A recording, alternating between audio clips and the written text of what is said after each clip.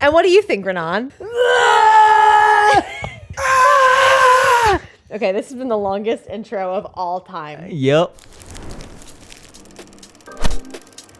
Hello. Welcome to the first inaugural video.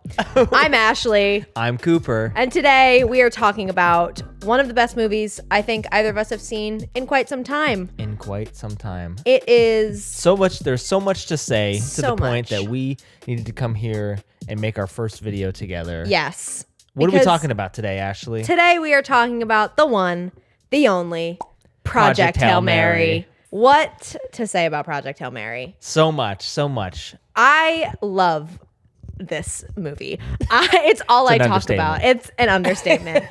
It is all I talk about. And we figured, we're going to be yapping about it anyway. Yeah, and this is what we do. We yap about movies, TV shows. Constantly. Because of just who we are, but also...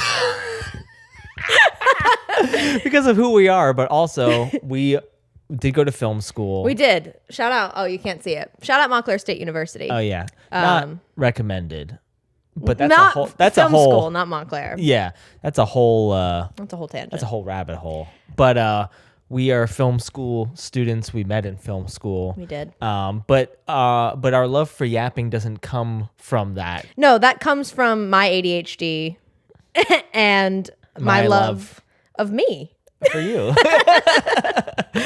No. Yes, my love for you. Yes. But also just love talking about movies. I love talking about movies with you. Because you always have so much to say, and it's just fun. The thing that we've done the most is like talk about how we would do things differently in like a film or something. Yeah. That's not why we're talking today. No, this is the perfect movie. This movie is the perfect movie. Quite fantastic. Yes. So I'm just happy to be here with you, Ashley. Me too. I'm also happy to be here with you, Cooper Martin. So let's get into it. Let's get into it. So let's lay it out for the people maybe who haven't seen, who have not seen Project Hail Mary, don't know a lot about it yet. So the plot of Project Hail Mary, it's based on a book by Andy Weir that came out in 2021. It is essentially scientists have found that there are life forms that are eating the surface of the sun and therefore dimming it. And they need to put together a team to go up to space and figure out why one specific star is not dimming, figure out what's going on there, how we can save our sun. And somehow Ryan Gosling gets involved. Somehow Ryan Gosling is there. Not the actor you might think would be involved in such a film, but he shines. Kills it. We'll get into it further. Yeah. So that's the plot of the film, essentially. It's the plot of the book as well. But what I think my main takeaway, what I want to yap the most about is that like this film... Speaking of Ryan Gosling, it was a passion project for him. Yeah, he was a producer and like he's on post-production too. He's involved. He might have been. That might be Star Wars. Oh, the post-production. You're right. But he was a producer on this film. Yes, very involved. This film was a labor of love, and you can feel it. It oozes through in every part of the film, and from the performances, from the editing, the acting, the production, you can tell that this film was loved by the people involved, and it was loved by viewers as well. That's rare these days. There's a lot of like cookie cutter, a lot of corporate style movies and TV shows where you can feel that there isn't a lot of like love and character that's been put into it. Yeah. This one's different. Yeah. I think we are so like the market right now is so oversaturated with remakes and nostalgia bait and just like slop, if I'm being honest. Yeah. If I have to sit through one more, and Milo Manheim, I'm not talking to you. If I have to sit through one more live action remake of a movie, like they did a Moana live action remake. Moana came out in 2016. Yeah. I remember going to see Moana in theaters. Yeah, as like as I was like 15 or 16 years old. Yeah. So and there's already a live action remake, and Dwayne The Rock Johnson is in it. I'm getting off topic here, but no, well, that's a any. I'm sorry, Dwayne. I know you're a nice guy. yeah, he's probably fine. But Moana didn't need to be made as a live action. It was good. It was a great movie on its own. So yeah, so in a world where we just are being fed and like oversaturated slop, for lack of a better word, this movie genuinely feels like such a breath of fresh air. And in the words of Ryan Gosling, we're so like force-fed all of these dystopian stories, I think, that kind of mimic maybe the political climate that we're currently living in, where everything just feels so bleak and so like inevitable all the time. And it's like, maybe, in the words of Ryan Gosling, maybe the future is not something to be feared. It's just something to be figured out. Yeah. And that's awesome. Yeah. Right. And that's what I love about this movie. Yeah, because that is that's really what the movie's about, right? It's about the main character overcoming, like finding himself, overcoming his pitfalls through the help of a friend that he makes along the way. Yes. And that's something positive that you can take away from that and apply to your own life. Yeah, exactly. Yeah. So I feel like we should just start with the production and the sexiest headline of all time. Yes. There are no green screens. Or blue screens. In this film. It was all shot practically. There's little bits of CGI that they just needed to do to like to make the film work. Yeah. But by all means, 90% of what you see on screen was actually could have been seen in person while they were shooting it. Yeah. It's all practical. Yeah. And I think, CGI isn't AI. It's not anything. Like, CGI is animation and art in and of itself. So I want to start. Oh, go ahead. I would say, but like so many movies now are just like all CGI. They rely on it to entirely. The point where it feels artificial and basically no better than if it was just AI. Yeah. But you see a Marvel movie, you see a behind the scenes of a Marvel movie, and it's just like actors in a green room acting with nothing. Yeah. And it's like you feel that in the performance. And I don't want to get ahead of myself here by talking about James Ortiz, but I think that's why, the Rocky, the alien that Ryan Gosling's character interacts with the most, being a puppet, he's a puppet in the film, gave him something to act with. And you live on set, and you can feel that coming through in the production, I think. And it's not just, Ryan Gosling alone in a room with a green screen, like pretending to talk to a rock. I don't think that would have gone over very well. No. So we're talking about the practicality of it. We are. So through the help of IBM, the computer company, irritable bowel movements, ILM, Industrial Light and Magic, founded by George Lucas. Yeah, 1975. Now a subsidiary of Lucasfilms. Yes. Just reading off the Wikipedia page.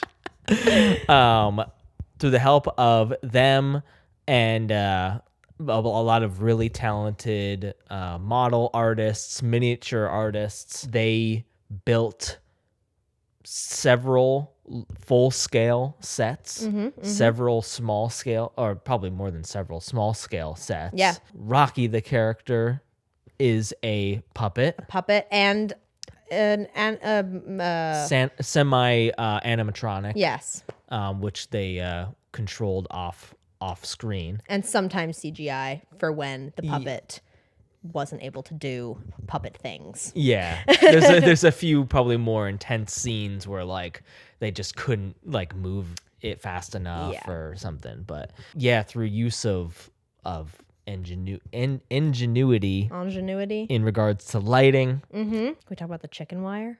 Let's talk about the chicken wire. So, all right. So I feel like at this point we can say there's going to be major spoilers ahead for Project Hail Mary. At this point. Beep, beep, beep. The movie's been out for a few weeks now, and we just really want to cover everything about it. Yes. So.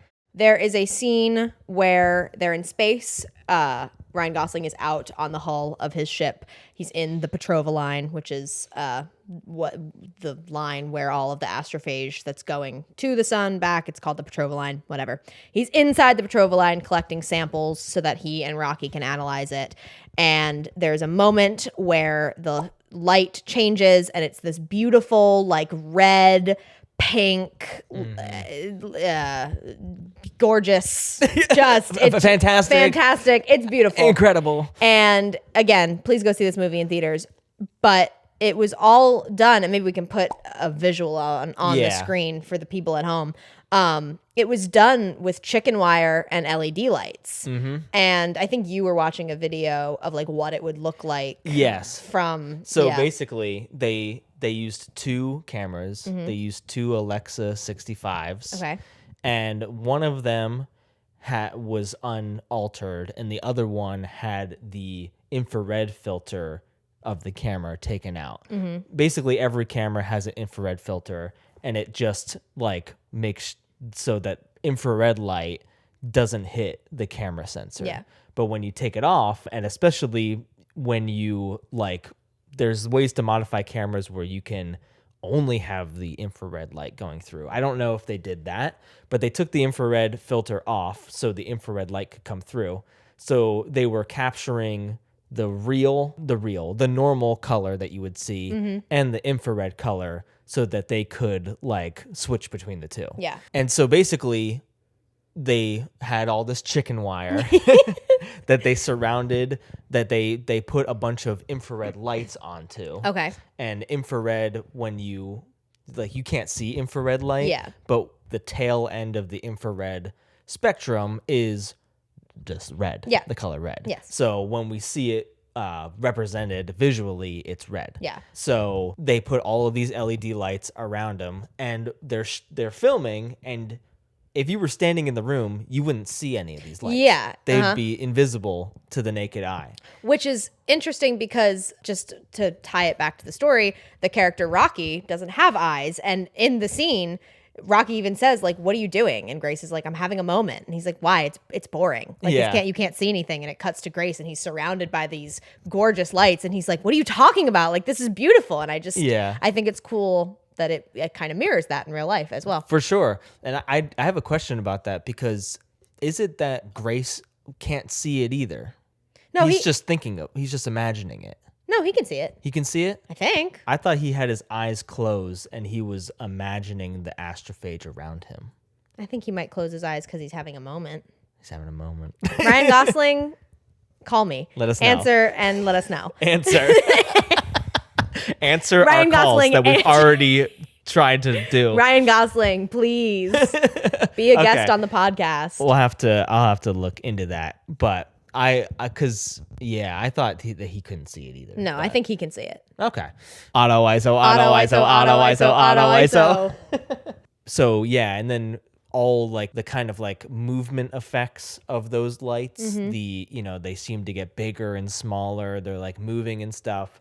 That was just basically done with focus racking, like focusing in and out and creating that blurry background bokeh effect. And then I think someone also, I don't know if it was like on the lens or on the apparatus, the chicken wire apparatus, but they poured water on it as well. Oh. So if you like really looked at some of those like light beads in the shot, there's like little streaks in them. Yes. And it's funny because I saw the movie with my parents, and I was showing my mom the scene, and I was explaining the chicken wire, and she was like, oh, you can almost kind of see it. Yeah. But that's probably the water that you were talking about. Maybe it's both. Yeah. Because I thought the same thing as well, but there's also, like streaks of water. That's so cool. In the lights as well. Interesting. So all of these like little things all add up to just a very visually interesting shot that had no CGI. None. That was all just done with like practical. Messing around with the camera, basically, which I think is always just infinitely more interesting. Absolutely. Like, CGI is an art, and it takes talented people to do it. Of course, yeah. But to limit yourself and only have the physical tools in front of you to make something look super awesome, that's just always going to be like impressive. Yeah, absolutely. I love that. And then there's, there's just elements of that kind of filmmaking throughout the whole thing through the use of miniatures, models. Did they use miniatures? They used miniatures in the exterior shots of the spaceship, right? Yeah. Those are all miniatures? Yeah, I saw a video with one of the people that worked on the film, and Adam Savage of Mythbuster fame. Of Mythbuster fame and former employee of Industrial Light and Magic. ILM. ILM, not IBM. No. Or IBS. No, I hope not. I hope not.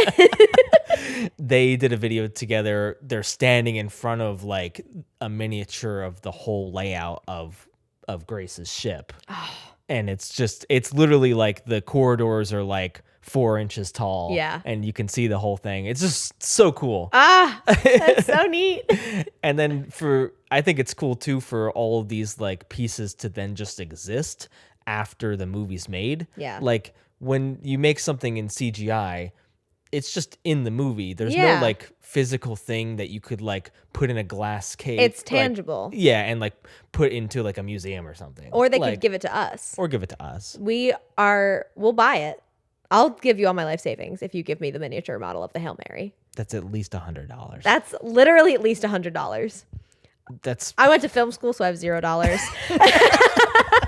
But I'll make any money that I save. Phil Lord and Christopher Miller, I'll give you all of the money that I own if you give me the miniatures of Project Hail Mary. All of them. Of the ship. Thank you. Okay. We can talk more maybe about some of the practical effects later on, but you had something you wanted to talk about. I wanted to talk about, and this goes into the practical effects a little bit, but I wanted to talk about how the relationship between the characters, the heart of the story is the relationship between the two characters, Grace and Rocky, and how their journey kind of was mimicked in the production of how they have to learn how to communicate and figure out all those roadblocks. So yeah, how did they film them two together? So the characters, they can't breathe each other's air. The air would kill the other one. They don't speak the same language, so they have to learn how to communicate. And the journey that Ryan Gosling and James Ortiz, who plays Rocky, James Ortiz mentioned, I'm going to talk about him later. Oh yeah. I'm going to talk about him later. What do y'all know about the Woodsman? So, they're Ryan Gosling and James Ortiz, who plays Rocky, are in this very small set together trying to figure out, James Ortiz is behind this wall because, again, Rocky can't breathe Grace's atmosphere, so he's behind this xenonite wall the whole time, this clear like tube. So Ryan Gosling's wearing an earpiece to hear his voice and hear the lines. And just to be clear, James is puppeteering Rocky. Yes, he's the main puppeteer. There's a bunch of Rocketeers. He was the main puppeteer, and he became the voice of Rocky. He was not originally supposed to be the voice of Rocky, but we'll get into that. Yeah, so James Ortiz is the main puppeteer and the voice of Rocky. And he's moving around in there. And just the way that they had to figure out how this was going to work, how these two characters were going to communicate in the film. Yeah. While they were also the characters were learning how to communicate and trying to overcome those obstacles is just another thing that I think makes this film so real and so human. I don't know. It's just like it literally mirrored the story and the filming, and I'm losing my train of thought rapidly here, but it made the situation in the movie more real because that's literally what they had to do while shooting it. Yeah. And a little side note that I also just think is really cute is sometimes Ryan Gosling's daughters would be in his earpiece being the voice of Rocky. I think in the scene, spoilers, I'm fairly certain that in the scene when Rocky tells Grace that he can give him more astrophage and get him home, I'm fairly certain that that was his daughter's voicing him Probably in the earpiece. The climactic emotional moment, which is just or so, one of them, which is so sweet to me. Ryan Gosling's whole family was like involved in this a lot, which also just like, I don't know. We've learned a lot through this movie that Ryan seems like a pretty cool guy. He really does. We're gonna put it down on paper that we think he's a cool guy. We hope he's a cool guy. You never know, but he seems like a cool guy. He seems like a really nice, like, family guy. Yeah. Who, not like the show, but but family oriented man. Yeah. Who loves his wife and his kids. Yeah. And just he's just Ken. He's just Ken. He's Knuff. Anywhere else he'd be a 10. But he is enough. Yes. So that's just when you were saying how like the people that made this movie cared about it and it oozed through. It's all those little things that like really make the movie more impactful to watch. Absolutely. Yeah. The people that were involved in this movie cared about it so much. And I'm going to go back to James Ortiz here, who voices Rocky. So James Ortiz is a fantastic puppeteer. If you have not checked out some of his other work, please do. You can go on YouTube and you can find a 2016, I believe it was off-Broadway production called The Woodsman that he was involved in. I don't know if let me, hold on. I'm going to fact check real quick. In the Woodsman. It was conceived by James Ortiz. Yeah, so he created it essentially. He created it, he starred in it. Not to get too off tangent here, but it's like a story about the Tin Woodsman from The Wizard of Oz, and it's entirely through sound. Like there's very, very, very little spoken word through it. It's puppeteering. It's all through sound and noise. It's a beautiful story, but that's where I first discovered James Ortiz, and I actually didn't know that was James Ortiz until I saw Project Hail Mary and I was watching a video about him and I saw a picture of him with the puppet from The Woodsman. I had to like lay down and scream for a little bit. I was so excited because I don't know if you remember, but a few years ago I discovered The Woodsman and I was like head over heels. Yeah. I was talking to everybody about it. So anyway, James Ortiz, so talented, incredibly talented. He originally was just supposed to be the main puppeteer for Rocky because he is a very talented puppeteer. But the number one thing that he said throughout the filming, he talked to the directors and he said, I just want to say the lines to Ryan because I don't ever want Ryan to feel like he's alone. Yeah. And like that is the heart of Rocky. That is who Rocky is as a character. And just through voicing these lines and he and Ryan just bouncing off of each other and playing off each other and improvising, they kind of just came to realize that like no one else could be the voice of Rocky except for James or Meryl Streep. Yeah, she came.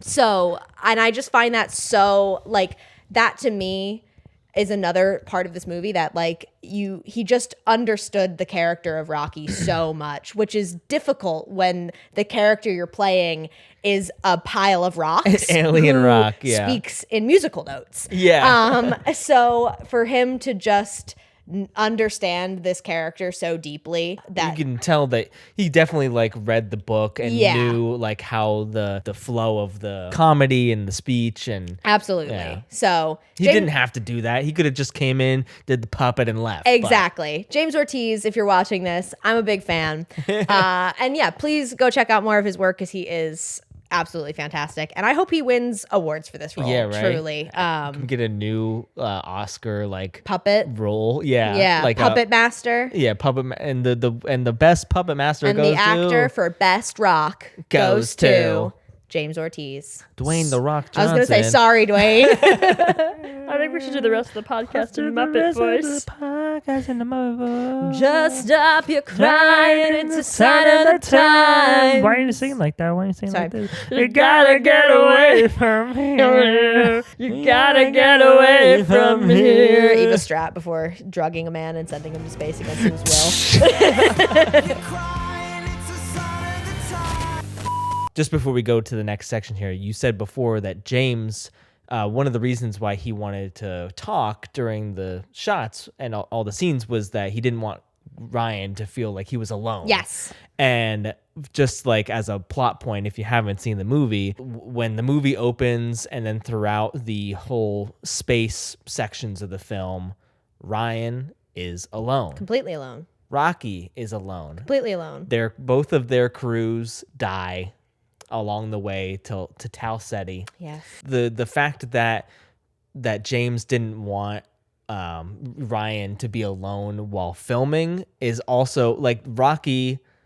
It made Grace in the movie not alone I know. in the movie. I know. There's just so many parallels. It's so good. Like that just made it so much better. It's So, fantastic. Yeah, that the fact that in the movie they're both alone, but they have each other, and that's kind of just like the whole. That's the heart what of the it. whole thing's about. It's like the core of the story is like, what if everything felt impossible? What if you felt like you were completely alone in this world? And then what if you remembered like, nope, I've got my friends. Yeah. And with my friends, I can do anything. Yep. It's so good. It's so heartwarming. Heartwarming, and maybe even like you might feel like you can't accomplish something, but there's someone out there, or just something could happen that could help you along the way. Like you never know what's going to happen in the future. You don't. And I think, something that also is made clear in the movie is that they couldn't have done it without each other. In the book, they say that working with Rocky is kind of like working with the world's best engineer from the 1950s. Okay. So the Iridians are infinitely smarter than humans. Rocky's civilization. Sorry, yes. The Iridians are the aliens that Rocky is. Rocky alien. Rocky alien. Question Iridian. Rocky alien question? The Iridians are smarter than humans in the sense that they're more advanced in the way that they can create things, but humans have more knowledge. So Rocky's like scientific knowledge. Yes, like Rocky's crew doesn't know about time relativity. His crew doesn't know about radiation, which is why his crew dies. The only reason that Rocky doesn't die is because the astrophage doesn't let radiation through, and he works in the part of the ship where they keep the astrophage, so he was just protected from the radiation. So they need each other. They need each other's knowledge to save both of their worlds. They complement each other. Exactly. And so I just think that, is just a reminder that like you need community, you need friends, you need people with you to help you. You can't do things alone. Yeah. And I think that's just, again, very refreshing for what we are, the world that we live in. Single-minded, like, storytelling. Was all about collaboration. Yeah. This film. And I'm going to get a little political here for a second. I'm going to get up on the soapbox for a second. I think we live currently in a political climate that is teaching us to be so afraid of other people who aren't like us, who don't look like us, who don't talk like us. And I think for a movie to say, here are two beings who do not speak the same language. They don't look anything alike. They are literally aliens. And they only by working together and loving each other and caring about each other and learning about each other can they save the world, the universe. Can they save the universe? And I think that that's such a powerful statement right now. Absolutely. Because we are not taught that right now. We're taught to fear people who aren't like us. And I think that is wrong. And you heard it here, folks. That's wrong. What the I know. Well, crazy political statement here. We're encouraged to double down on what makes us different and to be afraid of that. Yeah, and in a bad way. Like double down on what makes like us the way we are and other people the way they are. Yeah, and that fear. Yeah, when people and lives and cultures cross over each other is when things change, is when like your mind expands and you learn more about the world, and to me clearly a net positive. Yeah. And I think it's really beautiful. Something about the story that's really beautiful is you're never worried that these two characters, that these two beings are out to hurt each other. It is entirely curiosity that turns into friendship, that turns into deep devotional love. Like, even their initial like interaction when Ryan's like a little bit scared. Yeah, like it immediately a goofy scene. Immediately, I'm sorry, you just scared me. Yeah. And like when they're moving their ships and he's trying to get away from Rocky's ship, and they're like moving like in tandem with each other, like the attitude is immediately like funny and lighthearted. Yeah. And then from there, their friendship just blossoms. Yeah. And it's the heart of the film. I want to talk about Eva Strat. That's what I want to talk about. You want to talk about Eva Strat? I want to talk about Eva motherfucking Strat. Sandra, oh God, now I have to look up how to pronounce her name again. She's German. German. Sandra Hüller. Hüller. Sandra Hüller. Hüller. Who plays Eva Strat, who is the woman who is tasked with putting together all of the world's leading scientists and political leaders. She's in charge of saving the world, essentially. Big job. I find her character fascinating, and I want to talk about it because I love complex female characters. Let's talk about that. I do. I want to talk about how her character also has to give up her life for the sake of the world. And I think that we talk a lot about Ryan Gosling and his character, and I love that because he's fantastic. But yeah, I think Eva Strat is a very deeply complex female character who I love. And in the book, she's just as complex in the book, but she's, I would say, a little bit more cutthroat in the book, maybe. I don't think that Eva Strat in the book would be singing Sign of the Times by Harry Styles, but her friendship with Grace, I think, is also deeply impactful because, spoilers, she is genuinely friends with this guy, but when disaster strikes and she realizes that she's got to send him up to space to save the world, she does it without hesitation, and she doesn't feel, she feels bad, but she doesn't feel that bad. She tries to get him to want to do it himself. Yeah. But then when he decides that he doesn't want to do it, well, she puts her foot down and she does. Puts the drugs in him. Yeah.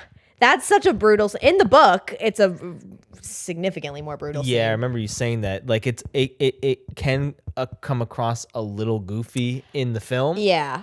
In the book it was it's brutal. Because they basically, he says no. He says, I don't want to go up to space. And she's like, damn, well, that sucks. I'm sorry, but you're going to space. And then in the film, he like tries to run away. And she's then like, they like pin him down outside. Which happens in the book as well. But it's played a little bit more for laughs in the film, which is fine. You know who you are. You know who you says, are. Carl. Oh my God. One of the best characters. Carl. And see, but that's the thing is like all... I get really excited about this movie. The whole film is about friendship. The whole film is about like connections with other people. Even the little scenes with Carl and Grace in the Home Depot, in the discount Home Depot. I'm pretty sure they weren't allowed to name drop Home Depot. Yeah. Getting Skittles. Bowling. It's all just silly and fun. And I think like that. Yeah. You can just feel the genuine connection between the characters and that they must have had fun. It's just as much fun making the film. I'm pretty sure that the guy who played Carl like wasn't originally supposed to be as big of a character as he was. They just him and Ryan Gosling had such good chemistry. Oh, didn't you say in the discount Home Depot that was a lot of improvisation? Oh, I think it was entirely improv. Yeah, entirely improv. Like that's talent, but that's also like they're having fun. You can't just improv all that without like actually having a fun time. Yeah, exactly.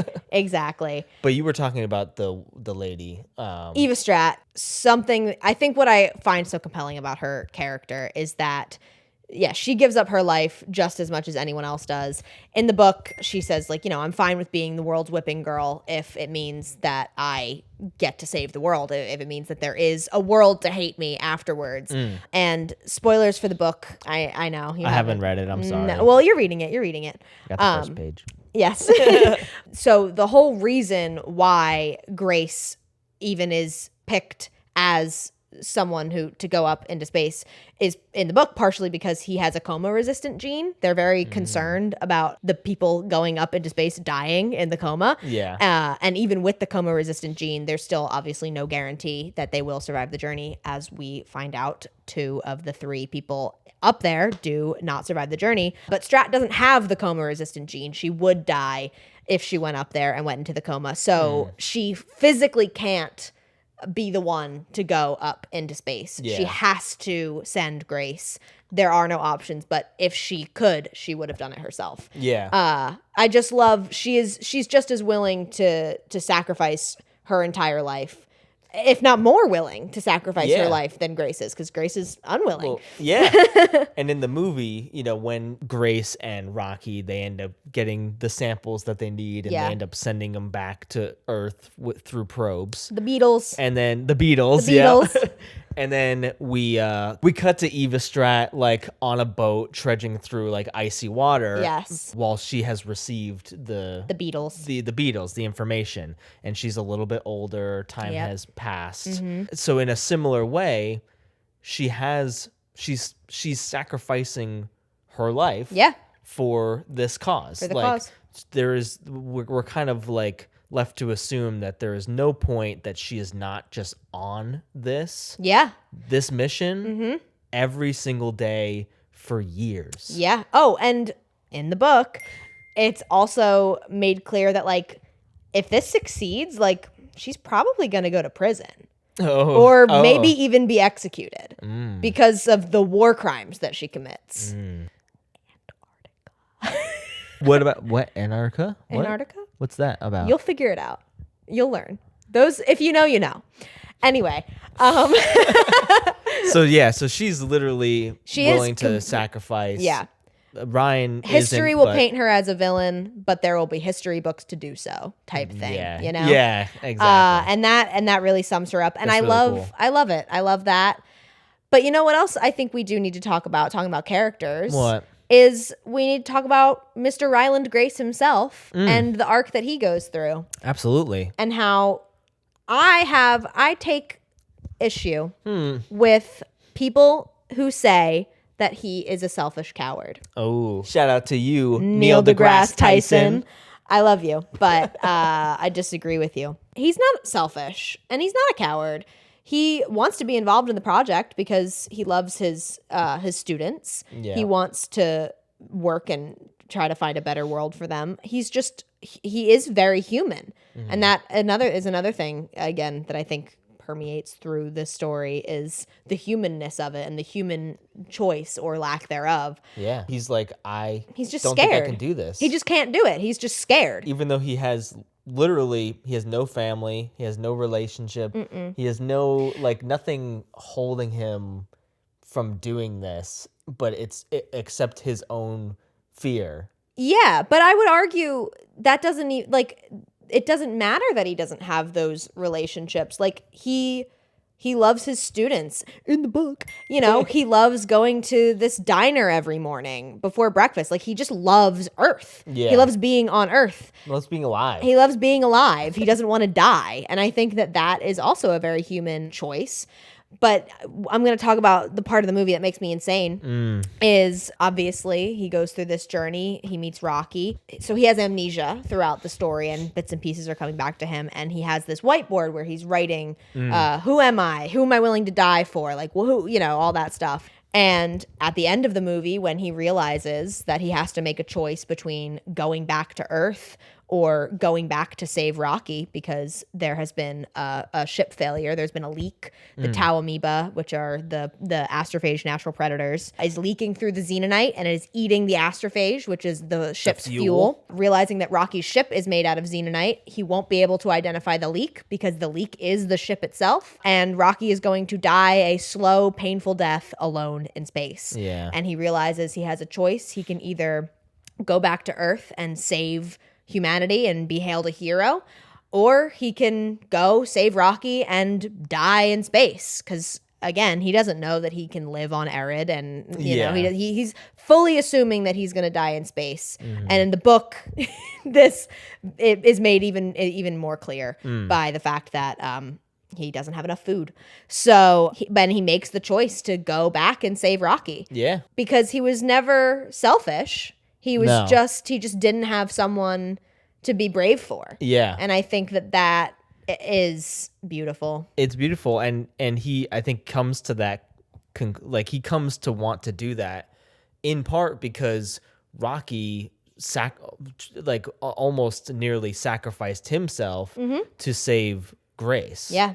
And they had this bond with each other, and the fact that Rocky was willing to do that for him, a complete stranger, literal alien to him, helped motivate him to want to go do the same back for Rocky. Yeah. Which is beautiful. It's just beautiful. Such a good story.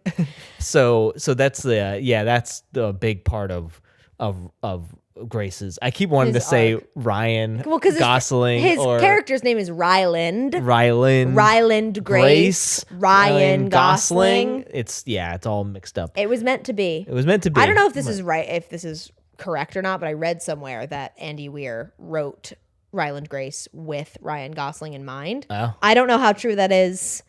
I could be lying. I love to lie. I love lying. I love that it's like you might be wrong. It's that you might be lying. I might be lying. Who knows? All my friends are dead.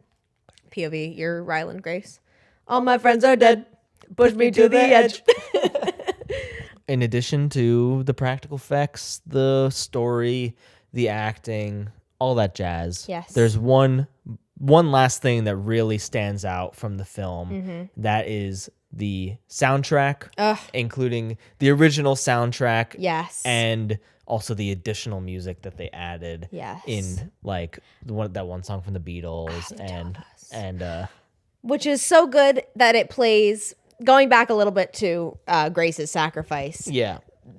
It's never played as like a somber moment. Like he's going back to save his best friend and he's thrilled about it. Yeah. Like it's so good. It's this upbeat song from the Beatles that has the lyrics like I'm going home when he's not going. I mean, he is going home. He's going back to Rocky, who has become his person, who has become his home. I love it. I think it's something that could be so horrifying and terrifying and awful. And even in the book at one point, he's like, I'm going to die in space. Yeah. Because he's going to save Sacrifice. Rocky. Yeah. Yeah.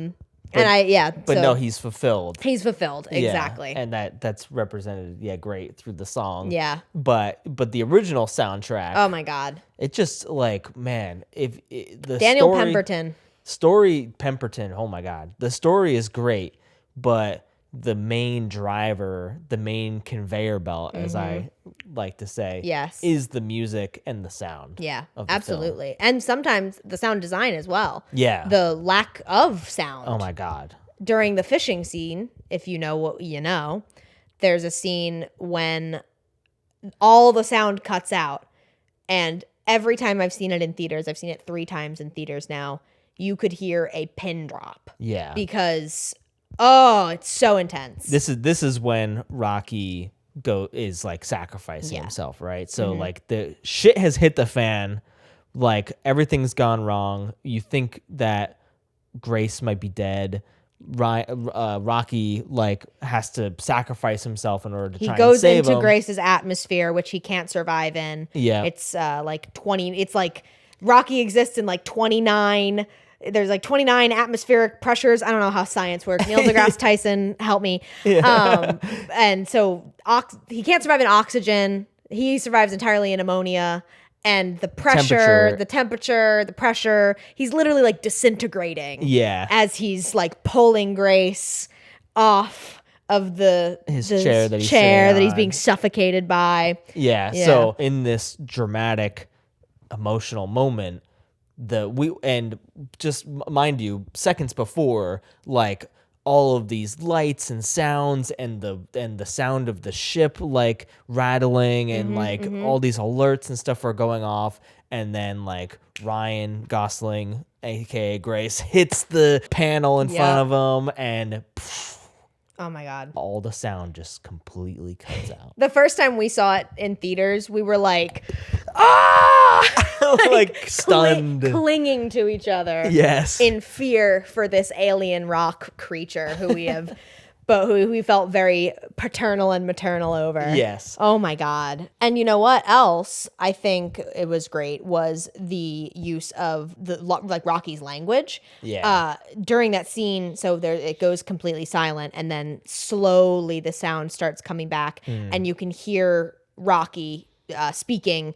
Not through the voice to text laptops that they've been using the whole time, but you can actually hear Rocky speaking in his language, and you hear him calling out for Grace over and over. It almost kind of sounds like a seagull a little bit, but you can hear his pitch changing as he's like getting more and more panicked. And it's a really great detail. And as it gets more and more panicked, that's when you see him busting through the Xenonite container and going to get him. And I just really appreciate the way that they made Rocky's language work throughout the film. Yeah, it's kind of like universal, like a universal language, the way that they've framed it. Like, even though you don't, like, he's speaking a different language, but you know he's yelling the name Grace, and you can tell that the intensity is picking up, and that in his language he's saying it louder and more aggressively, just from the emotional impact of the sound that you're hearing.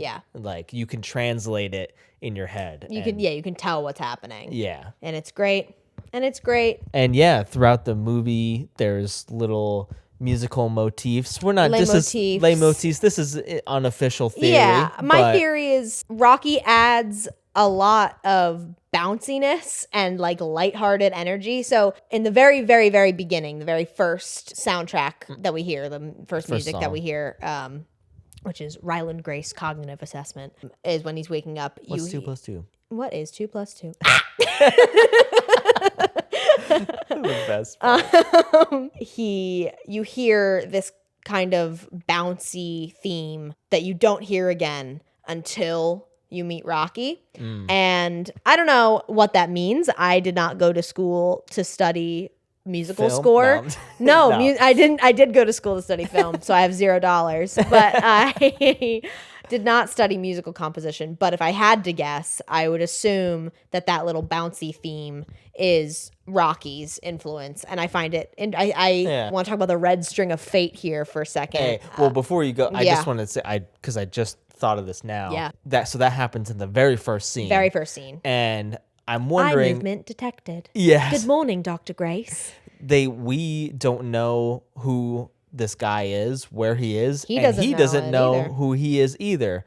So, and that whole intro scene has this like playful energy to it in the music and the sound, but also in Ryan's performance and the characters' like actions and stuff, right?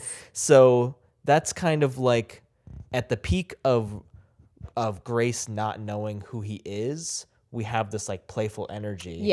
As it goes on and he learns a little bit more about who he is, that playful energy has dissipated a little bit until Rocky comes back. Up. Yes. And I wonder if that's part of it too. I think it absolutely is. I think it absolutely is. And I think that it's beautiful that Rocky's theme perhaps is in the first thing that we hear about Grace, because that is who he is. Like I was saying before, he has this whiteboard that says like, who am I?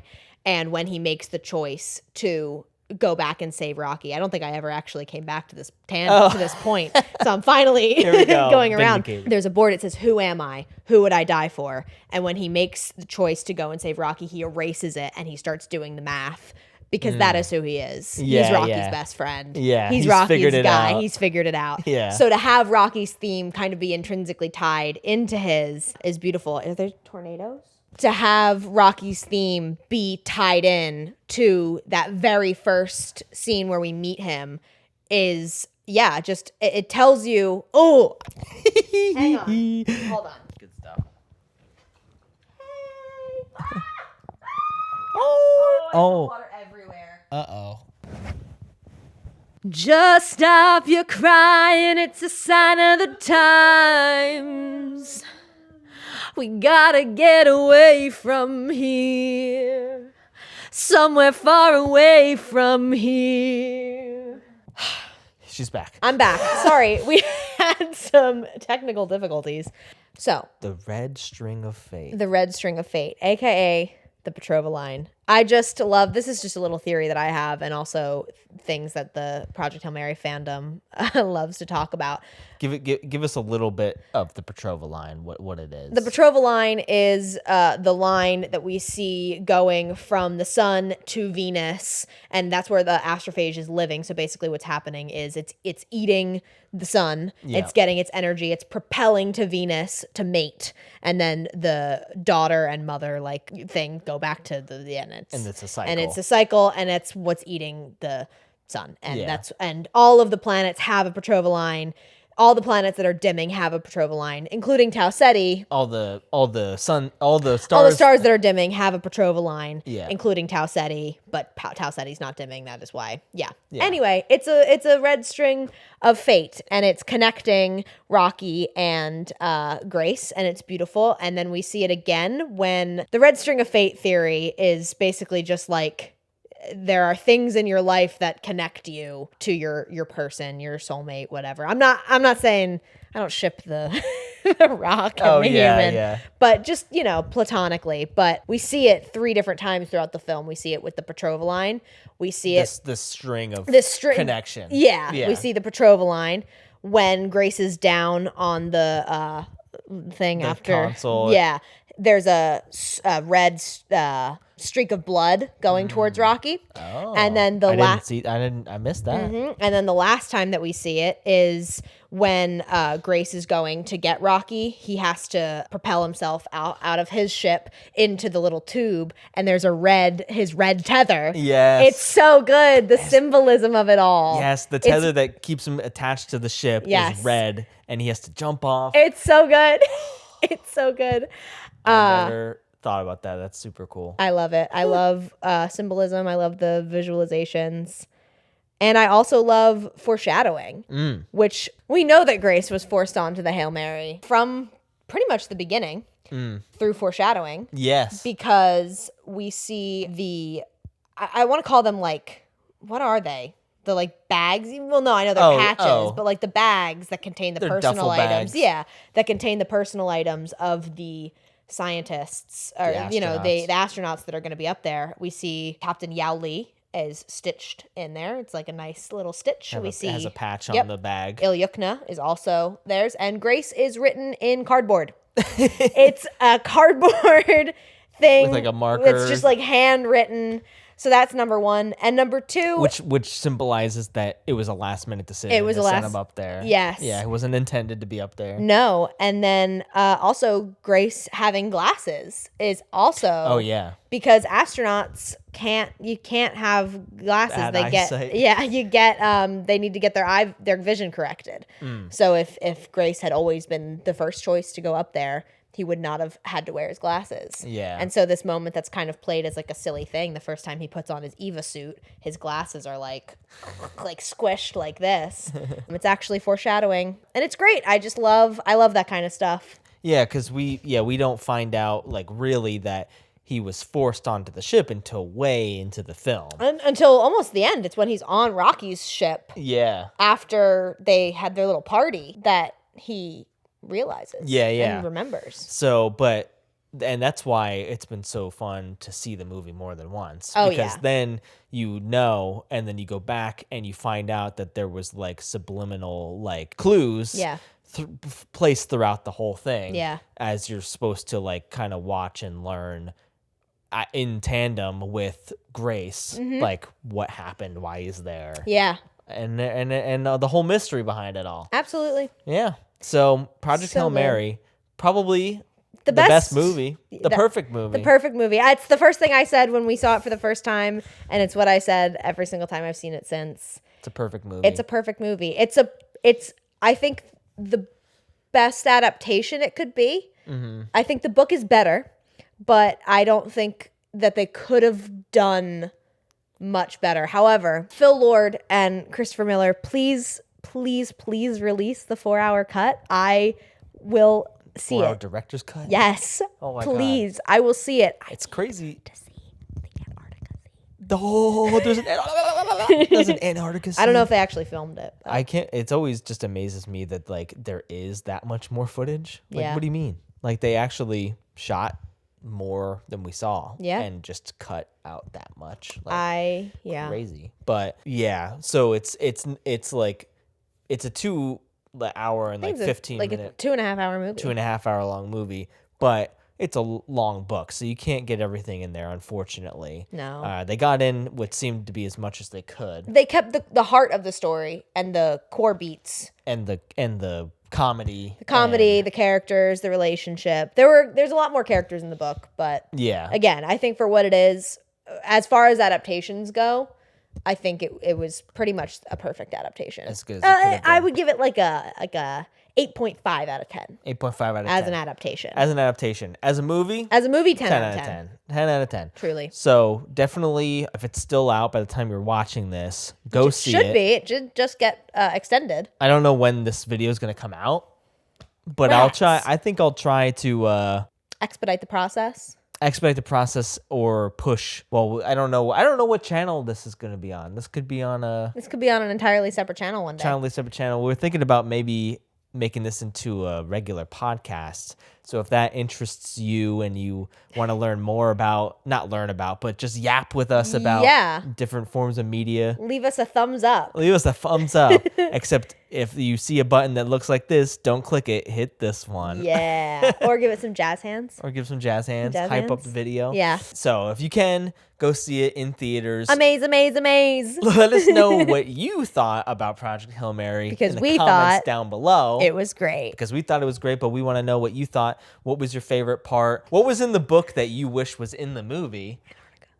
Antarctica. You don't know what that means, but I do. Antarctica. And Ryan Gosling, if you see this, hit us up. Hit us up. We want to yap with you. Also, And we look forward to seeing you in Star Wars. oh yeah, big Star Wars fans here. We'll talk about Star Wars one day. We got a lot. I mean, we're gonna rewatch the Clone Wars again soon. We and are. We probably have the most to say about that. So stay tuned for that. Yes. If you want, also make sure to send us the miniatures. Oh my God, and yeah. the sets. Please, James Ortiz, if you ever want to work with me, I'll learn puppeteering for you. For you. For you, specifically. Take over your job. No. No, like a spiritual successor. You could be like the muse, the Muse. like the Padawan, his Padawan. James Ortiz, can I be your Padawan, please? Teach me everything you know. Thanks for watching. Thanks for watching. I've been Cooper, I've been Ashley. and we will see you Next next time. Amaze, amaze, amaze. Nice. We did it. Did it. Just stop your crying. It's a sign of the time. We gotta get away from here. Somewhere far away from here.